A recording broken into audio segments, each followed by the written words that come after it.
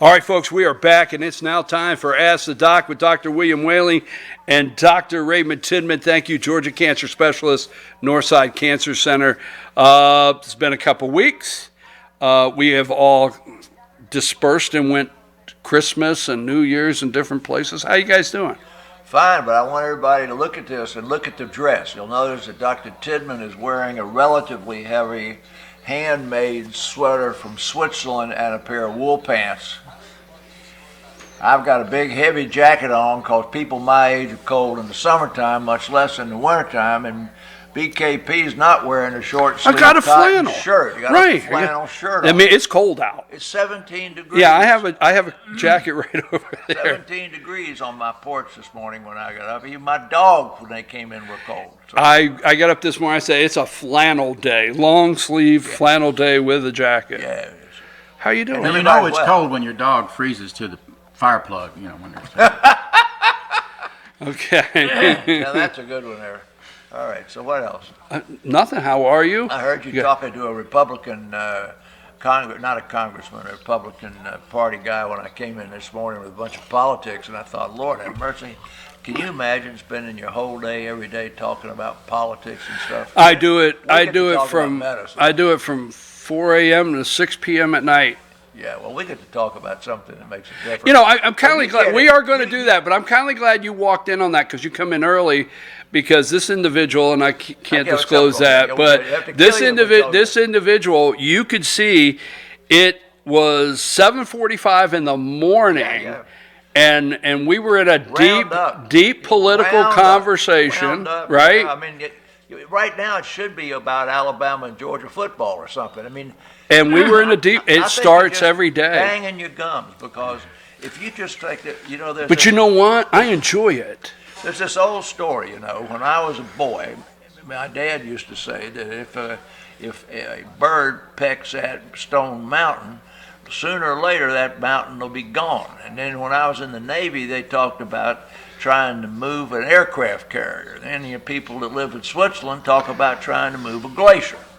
So that's the three examples I remember of, you know, you can impact something, but the impact ain't going to be terribly great. You can rub your gums like you've been rubbing them this morning, talking to that guy all you want. But you two guys ain't gonna make one thing change. I mean, you got zero power over the electorate out there, and you got, you know, it's out of control. You know it's out of control, and you're sitting here trying to fix it. It ain't gonna work. Now we can do something. I mean, if you got strep throat, I'll give you some penicillin. If you got B12 deficiency, I can give you some B12. So Ray and I can make something happen. I mean, so the political conversation, just banging your gums. You're banging your gums. You're trying to move an aircraft carrier with a daggum rowboat. It ain't going to happen. Right? That's like that analogy, though. All right, so now I can see that rowboat out there now. And you look. I feel like I've lost one oar, and I keep going. Exactly. Yeah. Okay. Well, wait a minute. Slow down. We're getting ready to put a boat in the water with two engines here. Well, wait, I understand. This is Ask the Doc. We have to get to it, but let's not gloss over it. Are you ready for Monday night, Alabama? You got a prediction Monday night, Alabama, Georgia? What's going on Monday night? So you brought it That's up. the night I usually go to Atlanta and have dinner with my wife. Is there something I'm supposed to do on Monday night? All right, forget it then. Just forget it. Georgia will win the football game. Okay. We're in Georgia. Georgia will win. We're in Georgia. Georgia will win. It's probably more important to discuss that than it is to discuss what you were discussing when I walked in the room this morning. Could you let that go? I know. I mean, it was a very, very educated discussion. It has no power whatsoever. And so both you guys now feel like you've done a whole lot of good work this morning, but nothing's going to happen. But you could write a prescription. All right. That's it.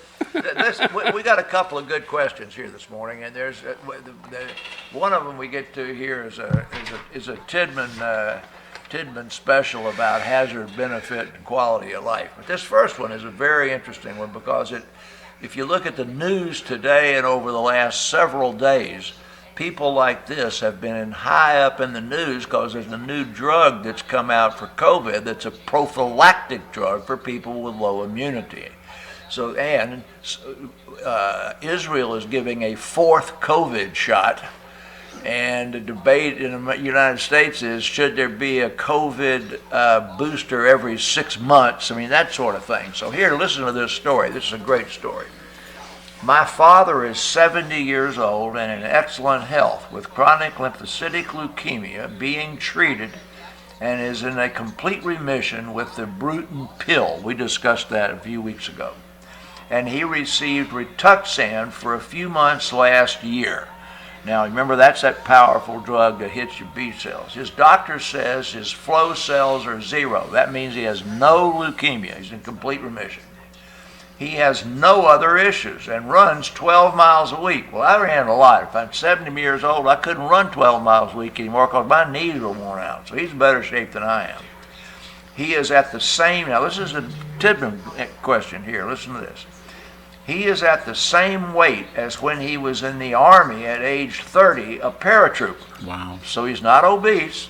He's running. He doesn't have any high blood pressure or diabetes. He has had both Moderna shots and the booster. His oncologist measured his antibodies, and he has none. Well, that's what we would expect, really. He might have an antibody or two, but we would really expect him to have none. We're going to go into that in a minute. Do you recommend a 4th shot? So she must have been listening to what they're saying in Israel. Should he stop the pill? The pill is the Brewton pill that's got his leukemia under good control. He is careful with his mask in stores and things, but obviously does not wear it while running and playing 18 holes of golf 3 times a week, weather allowing. Well, I would say that this guy has a great retirement lifestyle. He's playing golf 3 days a week. There's nothing wrong with him. He can run 12 miles, and the only thing that she notes is he doesn't have any antibodies because he received curative treatment for chronic lymphocytic leukemia. Now, what do you think? What's the answer? He's over here looking up politics. No, I was seeing there was an article. There was an article this morning. I was wondering if I could go to it very quickly. I'm not going to fool with it. That was talking about a 4th shot. But go ahead. Okay. There's a Denmark study that came out last night, and I sent it around, but That's you guys it. were already asleep. I know you were. What'd you say? It's a Denmark study I sent out last night that it's the first. It's pre-published, so it's not been reviewed yet, but they were looking at the infection rates of Omicron in vaccinated versus unvaccinated. And there is a signal popping up that the vaccinated group is being more contagion spreading than the unvaccinated. Don't know why, but it's just one study and it's not reviewed. So I don't want to. So the point we're trying to come to here is that vaccination is probably not going to be too good against Omicron. All right. You don't have. We didn't put this up because it wouldn't project well. But I want you to look at this now. Read what the top of it says. Outpatient treatment guidelines for COVID-19. Okay, I sent this to Ray yesterday. It came out yesterday, and it's totally different than the one that came out on the 28th or 29th of December, just before New Year's. Mm-hmm. Meaning that over a period of 8 or 9 days, the algorithm for the treatment of COVID with these new different antibodies, the oral drugs and everything, changed in 9 or 10 days. Yeah. So to answer this woman's question, I'm going to do my best to answer it, but my answer might change in 2 weeks. Sure, it's a very important point. Right? Okay, put up that first one there. Bill, let me emphasize that.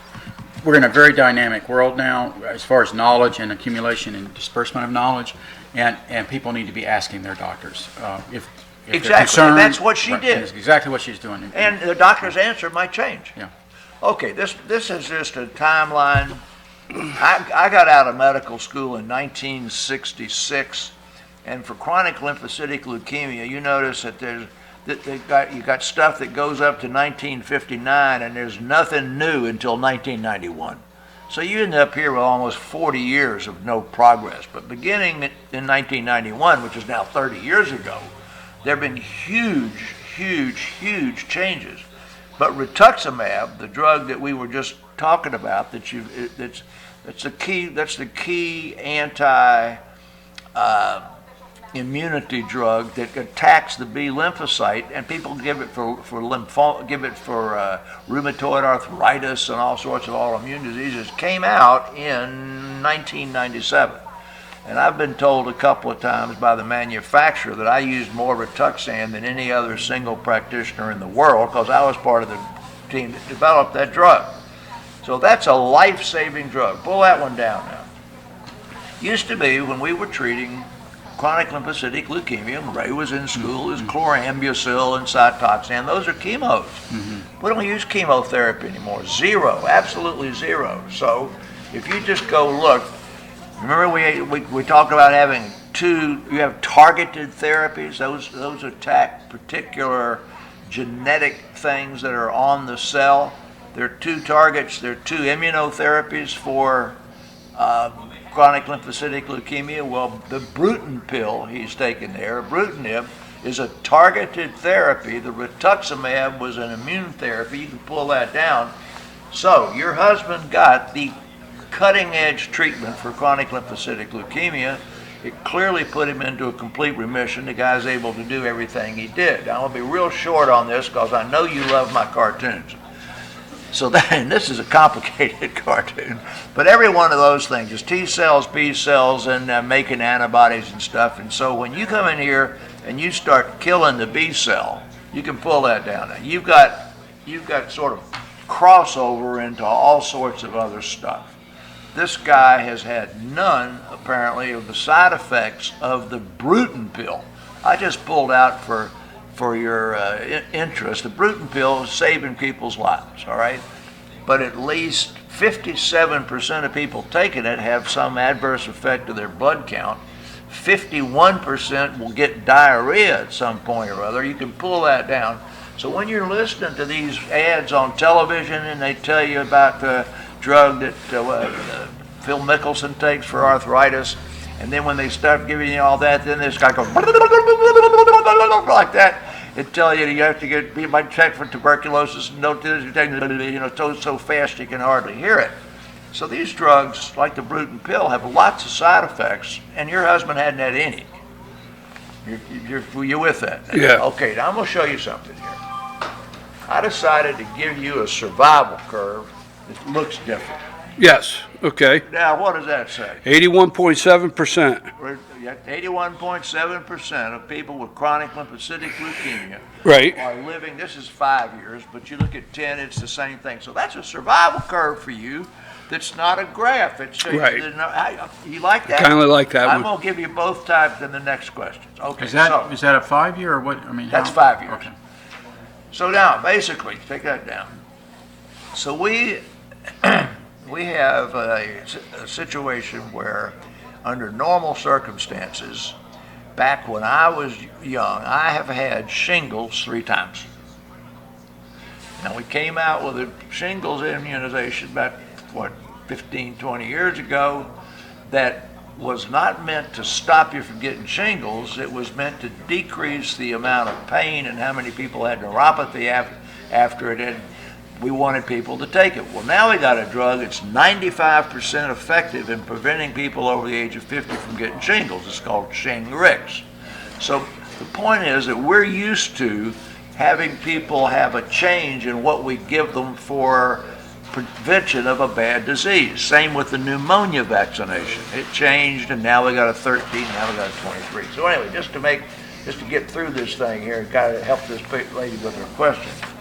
This is a big old, put that next one up. This is a big old long list of immunizations. When Ray sees, well, I guess Ray doesn't see kids. Well, I guess you see kids in college and getting ready to go to college. Kids that go to college now, they have to have the hepatitis B, and they have to have their typhoid shots we had when we were kids, and you can pull that thing down. This DPT update, or now, if he's got these young daughters, right? And these young daughters, they do what? They have kids, right? And he just sent out a picture the other day. It was, 4 months old or something? 4-year-old. 4 years old. Anyway, young. I've got the 4 right anyway. So you really just looked at it. So when your family has children, the pediatrician will say they can't visit with your grandparents if they haven't had a pertussis I had that question yesterday. Whooping cough update.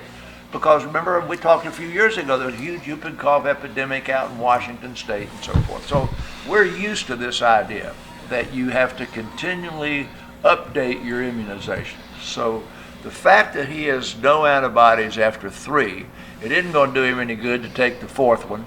Even if he had antibodies, that's probably not going to protect him from the Omicron. You've already told me he's doing everything he's supposed to do. He wears a mask if he goes to the grocery store. Everything else he's doing outdoors, he doesn't wear the mask. So I would say keep on doing what the doctor says about the leukemia. He's in great shape.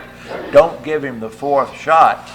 And the reason I showed that graph at front, there's a pill that's been released yesterday or day before yesterday to be given to people that are immune suppressed that don't have the virus. There's drugs for people that do have the virus, but there's one that's been released for people who don't have the virus to take prophylactically. I would tell you that I don't believe he could get it. It's not been distributed in any place yet, and if you call me back in 3 or 4 weeks, I might change my mind if we show that that drug becomes readily available and really And affordable. So my question at the moment is don't do anything, let the end continue to run and no 4th shot. Is that right, Ray? Yeah, that's right, and we're in total agreement on that. There are some prophylactic uses.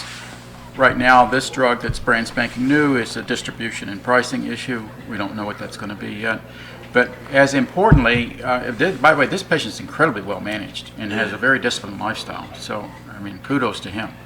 But the only other thing I would add is that if he had a family member come down with COVID Omicron, contact his doctor, get in to see your doctor, and be monitored. And there are prophylactic drugs that can be given in that situation. Now, let's go right back to here, because this is exactly where this goes. If it's been less than 5 days and he's positive, you got these 2 brand new drugs that just hit the market, okay? Now, they took these antibodies off the market and then put them back on the market last week, which is why I said this is different than the one that came out on the 28th of December, because on the 28th of December, those old antibodies they quit giving, and people bitched and moaned so much and said, well, how do you know it's not Delta? You don't know it's not Delta. You don't know which it is. So those are, now if you'll notice what it says right here, that says recommended, right? Well, the reason they recommend that one is that this one is the one that's active against Omicron, which we believe are probably 85 to 95% of the cases, if not more. And these are not, that one is not active, Regeneron is not active against Omicron, but if your doctor wanted to give it to you, then he could give it to you. So anyway, that's why this thing changed all in 1 week, and it might change next week, as Ray says. All right.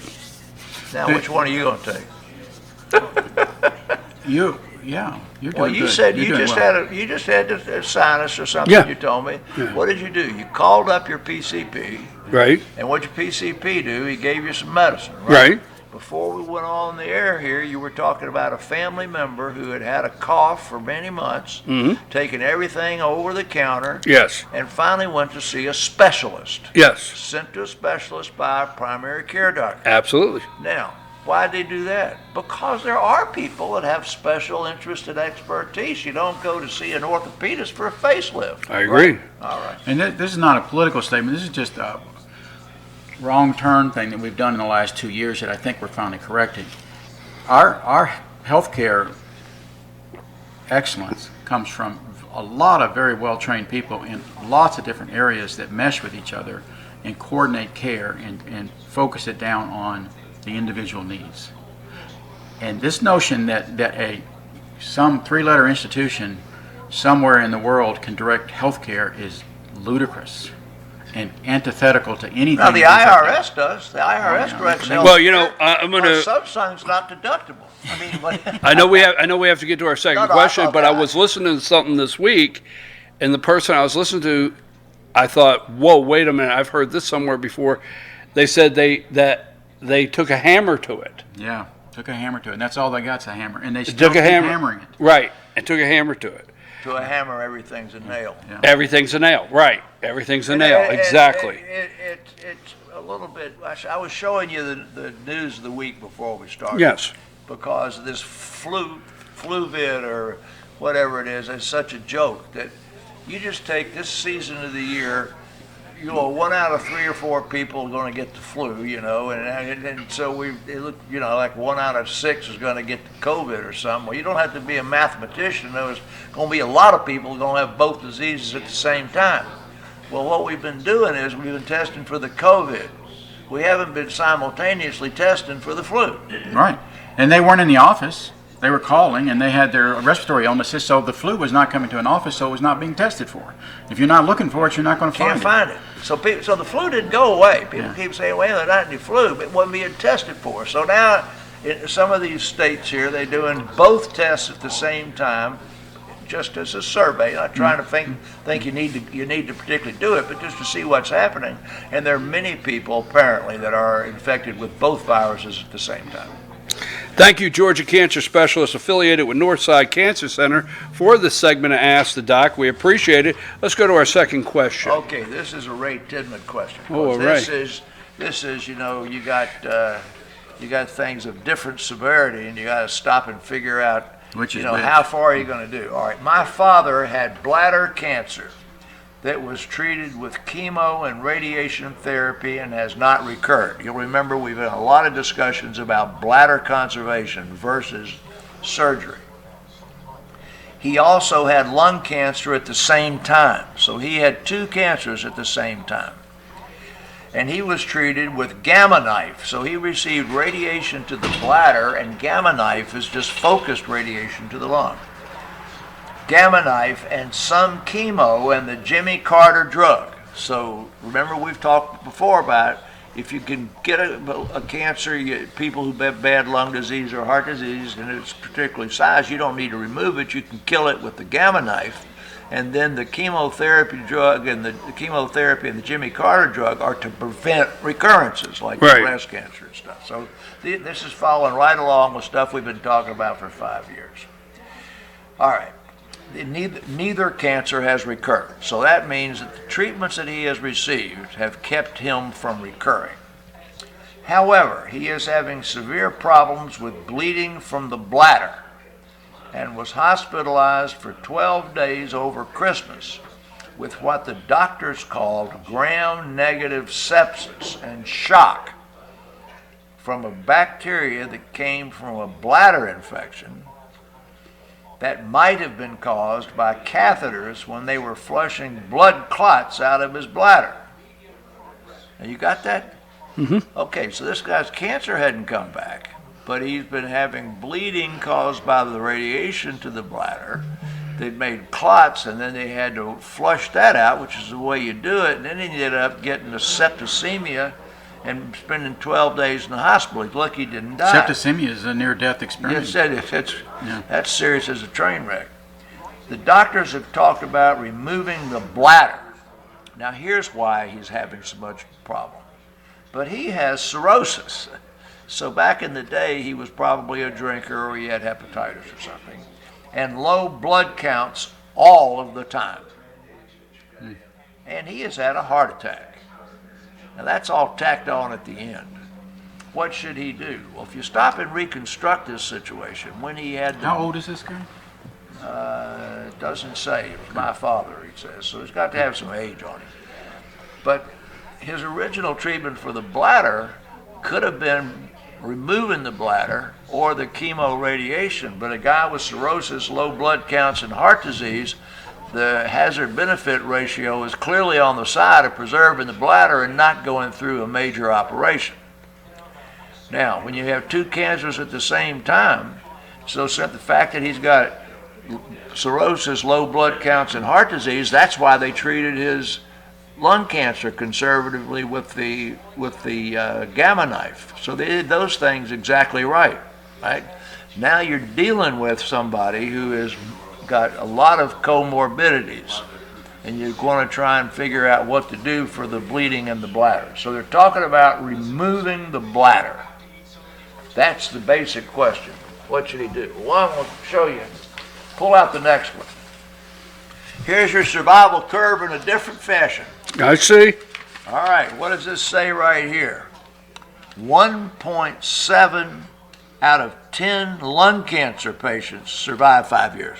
Right. The one you just looked at was 82%. Exactly. Okay, so down here is 6.5 with colon cancer, 8.5 with 8.9 breast cancer, 9.9 prostate cancer. So the lung cancer has only a 17% chance that that patient would survive 5 years without a recurrence, right?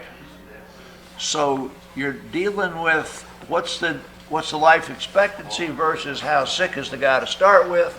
So now what do we got for you? What do we got for you, BKP? Put the next one up. Survival curve. Survival curve in a different fashion. Okay. Yes. The top line right there is the survival curve without the Keytruda for lung cancer. Bottom one, I mean. The top one is the survival curve with the Keytruda. Okay, you can pull that down. But if you look, here you are at 36 months, which is 3 years. Now you look at that, that's going to come out here to 5 years, and it's going to be 17%, right? So there's 60 months, that's 5 years. Look at that, that's 17%. That number right there is about 40%. So if you take the Keytruda drug, you more than double the survival, but still 60% of the people that get the Keytruda drug are going to die within 5 years. Are you with me still? Mm-hmm. All right, now, so we're talking about the Keytruda drug was given for his lung cancer. What's that say? Keytruda for bladder cancer. That's the drug, the main drug that we use for recurrent bladder cancer. So, by treating his bladder cancer locally, serendipitously, the drug that he got for his lung is a suppressive drug for bladder cancer. So neither one has recurred. Maybe the Keytruda had something to do with both of them. So show me that next one here, and then we're going to get out of this. So here's your bladder. We got interest in what stages are bladder cancer. So what you diagnose this by doing a cystoscopy, going in there and scraping what's on the side, and then he obviously had to have gotten up to a T2 or a T3, or they wouldn't have given him any treatment except just going in there every 3 months and continuing to scrape out the bladder. So once you've radiated that, people who get radiation can get a sunburn sort of to their rectum and their bladder. Show that next one. Now that's the scope of a bladder that's got radiation cystitis on it. You can see that's red right there. That's going to bleed, isn't it? Okay, you can pull that down. Now, I don't know whether that guy bled and had to have that clot pulled out of there because of some trauma that he did, but his wife told us he had cirrhosis and low blood counts, so his platelet count is probably low, and if he was pretty vigorous in some fashion, then that's probably why he bled. If he's already on Keytruda and off the chemotherapy and all the radiation and chemo is ended, that's probably a year or more ago. So something happened after a year, might have been an infection that made him bleed. And now when they started bleeding and they put the catheter in there, he got septic and he almost died. Well, we don't know if the bleeding stopped. If the bleeding stopped, I wouldn't do anything else. But when they talk about, pull that next thing out, when they talk about taking the bladder out, that doesn't sound too big, does it? That's a huge, put that next one up there. Here's that picture I showed last week or two ago about the removing the kidney through all those big chokes in your stomach. You can do that same thing with a robot. But remember, if you take the bladder out, where's the urine going to go? You can pull that down now. So you remember I told you that they would have to create a bladder inside by using some bowel or something. And then in that situation, if it works pretty well, then you don't wear a bag, but you can catheterize the inside thing and drain the urine, say, every 4 to 6 hours. Or in the old-fashioned way, they just bring it to the surface and put a bag on there. But that's a huge thing for a guy who's only got a 17% chance of living 5 years with his lung cancer, who's got a heart attack and low platelets, and I would not consider removing that bladder if there were any alternative to it. You with me? Mm-hmm. So when you get down to the end of this question, what should he do?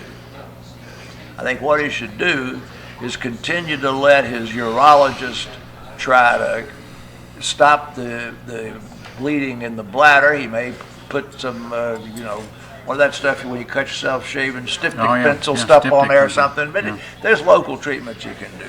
But I'd let them stay. It sounds like they've done a good job with his lung. They did a good job with his bladder, and that the cirrhosis, the low blood counts, and the heart disease make any major surgery extremely risky.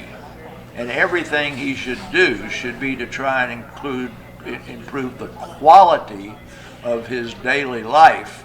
And that operation to take that bladder out, create that pouch, is going to mess up 3 months of it, if not more, and then the rest of his life he's going to have an issue. He's going to have a bag.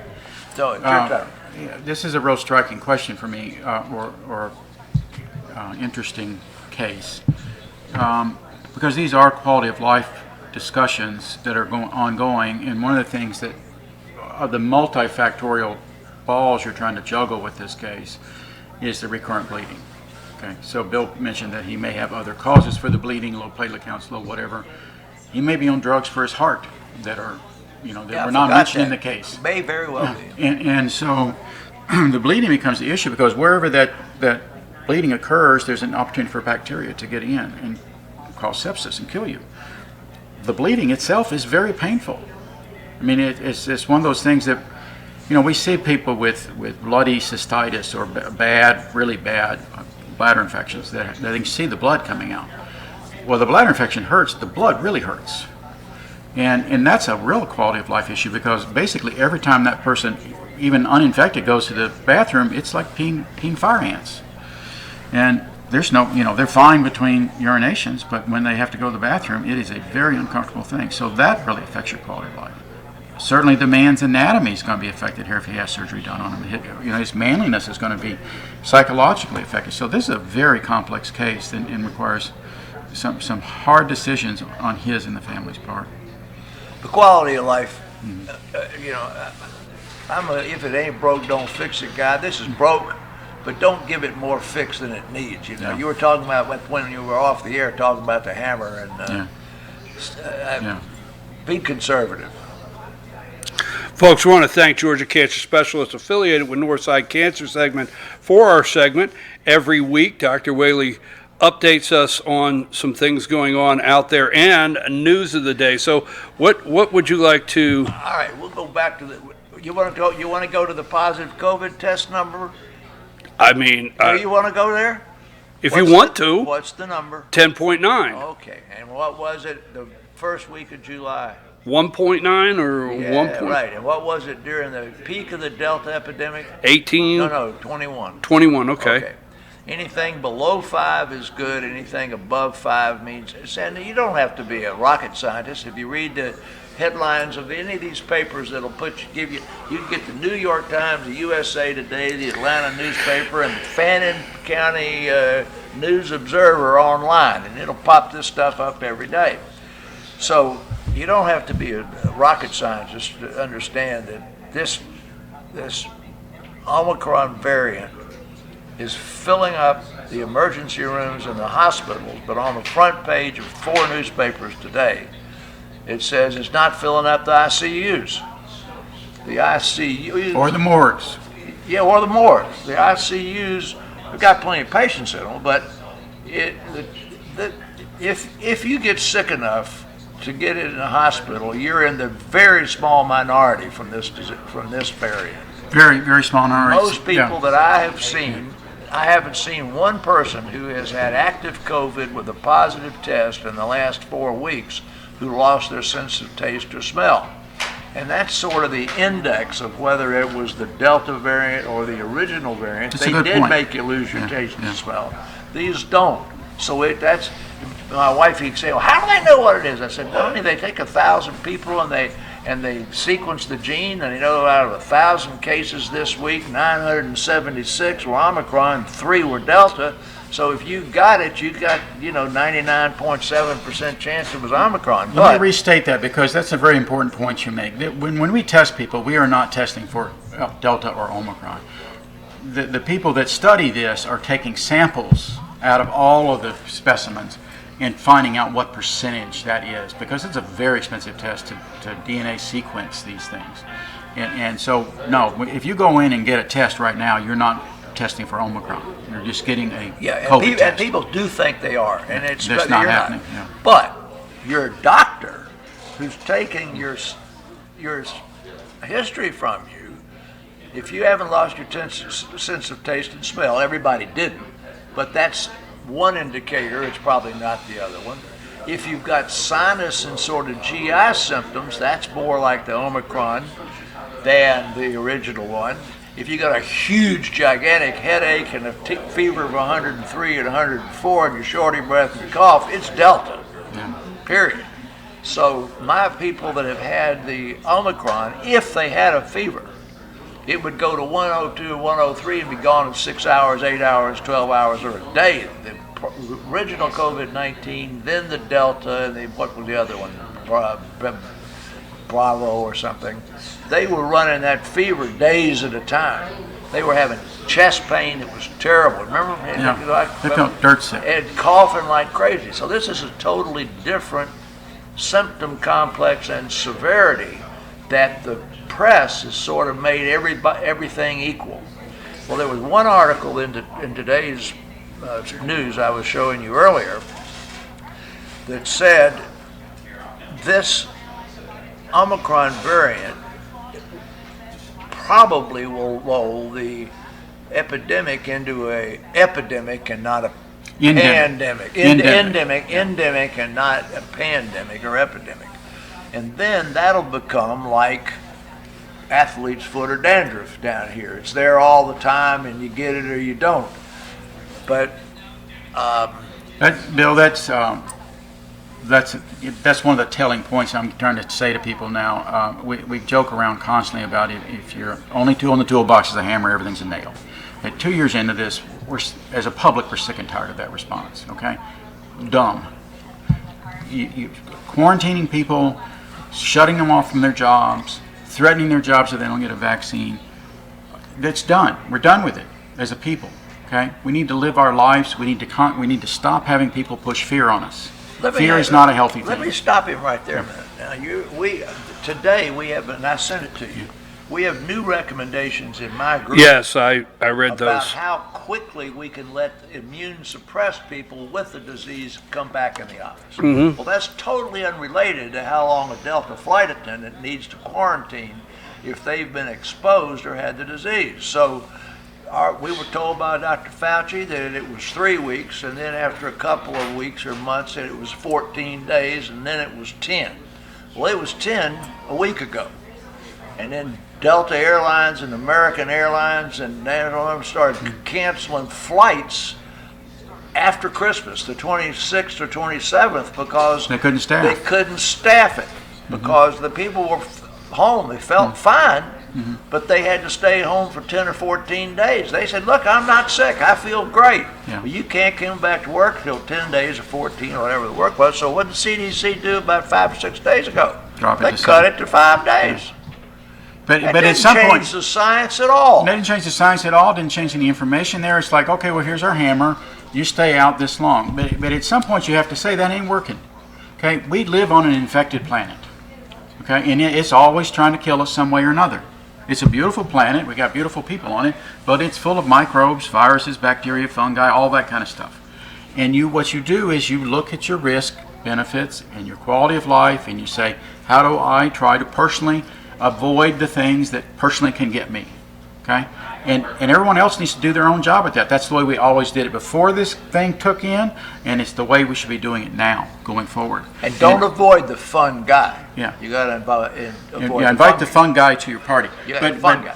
You know, and I really want to call out these institutions that are firing nurses and staff. Oh, wait a minute. Over not being vaccinated. Mayo Clinic fired 700 people yesterday. Yeah, and those doctors were some of the ones that trained me. I am ashamed of you. I'm ashamed of you. It is just disgusting that you would be wrecking lives and families, job and livelihoods over a vaccine that no longer works on this virus, on young people who don't need the vaccine.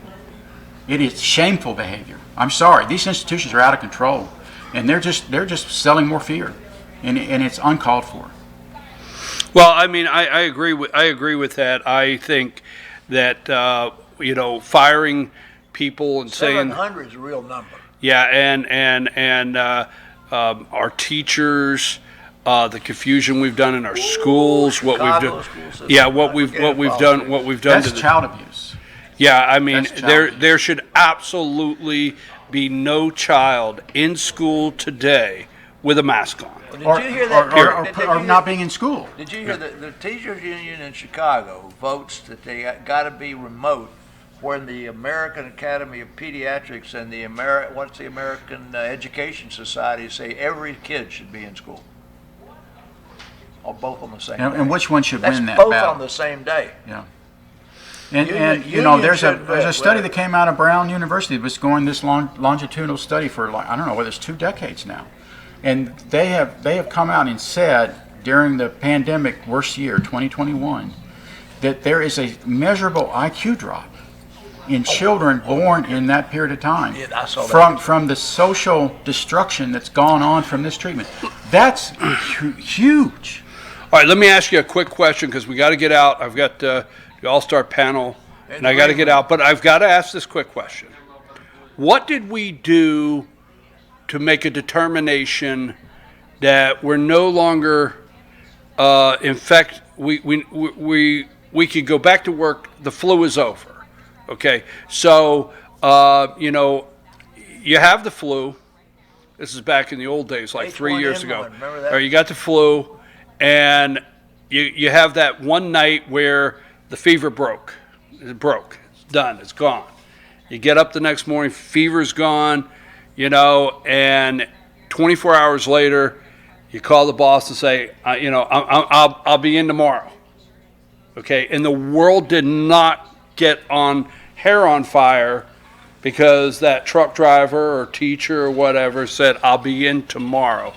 When are we going to get something that says to us, okay, this is broke, go back to work? You're not going to get. You're asking for sanity there, and right now we're in an insane world. Well, they told you 2 weeks for a while. Now they're saying 7 days, and now it's 5 days. I don't think there's any logic to that either. Right, there's no answer there. Here's the But we've done it with other things. The spirit of your question is, how do you know whether some advice is ludicrous and some advice you should be checking on? Right. Okay? And even the ones you got to check on, you need to check on it. Okay, does that make sense? And the people that advise me and talk to me, are they making sense? Okay, that's a personal decision making. But here's where you know something's ludicrous. If somebody's preaching to you to be afraid, be afraid. That's not coming from any smart area or any godly place. Okay, so people who are selling fear, turn them off. Click that channel off. Move on. Go ask somebody that's going to give you reasonable answers. Does that make sense? Yes. You got anything final, or no? That's a profound statement. Yeah. You remember? You asked that question. We've been doing this 5 years. This time of the year, 3 years ago, what would I say? Get your flu shot. Right. Do you remember what I said in the summertime when I said, please donate blood? You remember yes, the kind of sure. thing we finished this? Right. We finished this thing with before all this began. That made logical sense, wasn't it? Mm-hmm. I mean, today, what are we telling you to do? Go outside and live your life. I mean, what the? Yeah. It's crazy. Live your life. Go live your life. Take care. I'm from China. Okay. Yeah. I'm 82 years old. It's a personal decision, Bill. Yeah. You assess what you're at risk for, and right. you make your personal and leave everybody else alone. Yeah.